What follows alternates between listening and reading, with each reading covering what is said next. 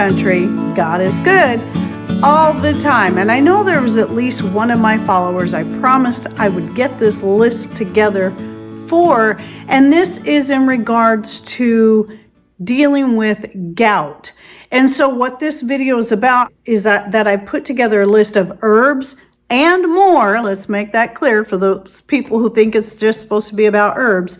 It's the reason why I say herbs and more, because it's not just herbs, it's foods as well, and other things that you can do to help reduce the uric acid, which is what causes gout. So to be more specific, it's the monosodium salts that make needle-shaped crystals, and that is where the pain comes from.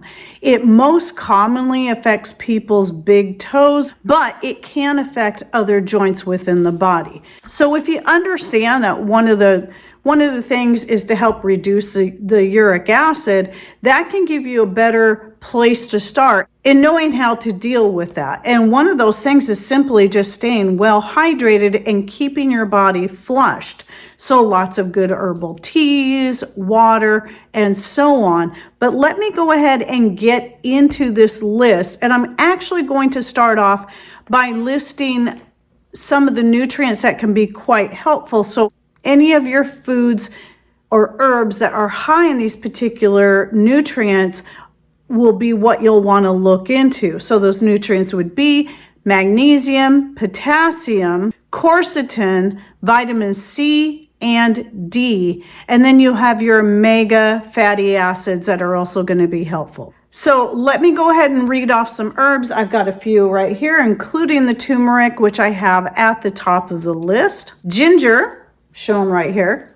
I've got some dehydrated ginger. Dandelion root, milk thistle, burdock root, hibiscus. So that'd be like the flower, that beautiful red hibiscus flower. It makes a beautiful tea or even like a fermented drink that I've made that before using hibiscus and citrus peels. Believe it or not, coffee is on the list because that's going to help flush things out. So you're going to want to look for good, low acid, organic coffee, such as the one I always recommend is Shepherd's Crook. And by the way, if you're interested in giving it a try, you can get 25% off your first order. I have the link in the description box down below, and making sure you use the coupon code RAIN25. Camellia sinensis. Now, if you don't know, Camellia sinensis is where all your true teas come from. So any true tea from the Camellia sinensis, even though commonly people will say green tea, well, any of those. So green tea, black tea, white tea, and oolong tea all come from the same plant. So moving on, cinnamon, celery seed, chanca piedra, devil's claw, yucca root, and reishi mushroom. So this is just a good starting point. There's probably more herbs, but just so you know, I compile this information on several different sites. You can go to one site and they might only give you 3. Some will give you more. So if you're wanting to research more, I'm sure you can find even more than that. But I like the ones that are most commonly easy to find, such as ginger, cinnamon, nettle, the turmeric, and some of the others I mentioned in here. Now let's talk about some foods that can be quite helpful. And a lot of this, again, is going to go back to those that are high in those nutrients that I mentioned. So any of your healthy seeds, in particular, flaxseed and chia seed, and then nuts, especially walnuts, almonds, and hazelnuts, or also known as filberts. Dairy, such as yogurt, cheese, milk kefir, eggs, dark leafy green vegetables, those are going to be high in a lot of those nutrients, whole grains, legumes, peas, beans, etc., healthy fats such as olive oil, avocado oil, coconut oil, and butter, fatty fish. But keep in mind, you got to be careful with some of that because there's certain meats that are high in purine, which can be a little problematic in some cases when it comes to gout. So just make sure you look up which ones. If I believe sardines was one of those that's considered high in purine. And so when I was looking into it, it seemed like a lot of the fatty fish were. But so just kind of do some double checking on that and make sure you know. There's other meats such as turkey, and I can't remember. I didn't write all this down, but just do your research on that. That can be high in purine. It doesn't, though, mean you can't have these at all. You just may need to cut back on that, especially if you're having some bad episodes at the time, because we know that a lot of people, when they deal with gout, it comes and goes, and so they can have episodes. Fruits that are high in your vitamin C, such as citrus, cherries, just cherries in general, but I know specifically tart cherry juice is one that many people found quite helpful. In fact, when I broke my toe about 1.5 years ago, I broke my big toe. I really didn't realize I had broken it. It didn't put 2 and 2 together of this particular repetitive movement I was doing. I had a carpet cleaner and I kept pressing the button with my big toe, and it was really hard. And so it was the repetitive movement that caused me to break my toe. But because I didn't put the pieces together, I was doing some research and knowing also that gout runs in the family. My brother deals with it. My dad dealt with it.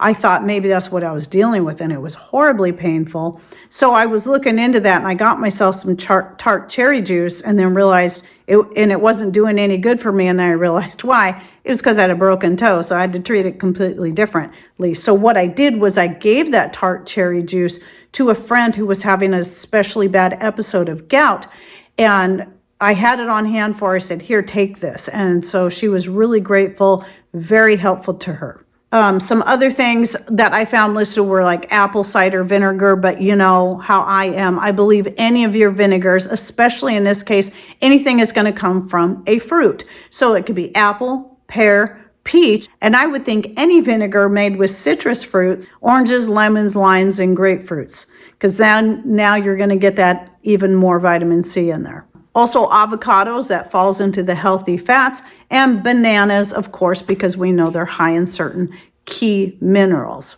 Now, some other things to avoid, which are obvious, which should be avoided anyway for most people, would be processed sugars, processed foods of any kind, and alcohol. Other things that you can do is getting good sleep, some exercise, fresh air, sun, and also try intermittent fasting, or even just fasting for a whole day, 1 or 2 days a week, to see if that helps. But a lot of people find it easier to start off with the intermittent fasting. And I believe I have a video on this and how to kind of ease yourself into whole day fasts, which can be very beneficial to any ailment. In fact, I was dealing with several months back some gut issues that had just suddenly come out of nowhere. I think I had some kind of bug that no matter what I did, I just couldn't get over it. And all food was making me sick. So what I finally decided to do was I started fasting 2 to 3 days a week for a whole day. And it only took a week, 2 weeks tops for it to finally get that out of my system. And I haven't dealt with it since, but it was very frustrating because at first it came on like a stomach bug, and that just would not go away. And I was dealing with it for months before finally doing the whole day fast that cured it. So my point is, fasting can do a lot to help cure your body of many ailments. And even in the case of gout, it can be quite helpful. Oh, and then one more thing. Epsom salt soaks, or even magnesium flake soaks. So you're getting that magnesium as well as the soak can really help ease the pain in the affected areas.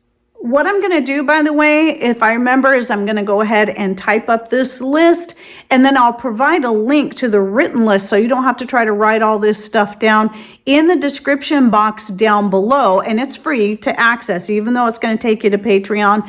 Everything on my Patreon is free. I have nothing locked behind a paywall, nothing. None of my content is ever locked behind a paywall. So that's just how I work to try to keep good information out there that is free to all, so anyone can access it.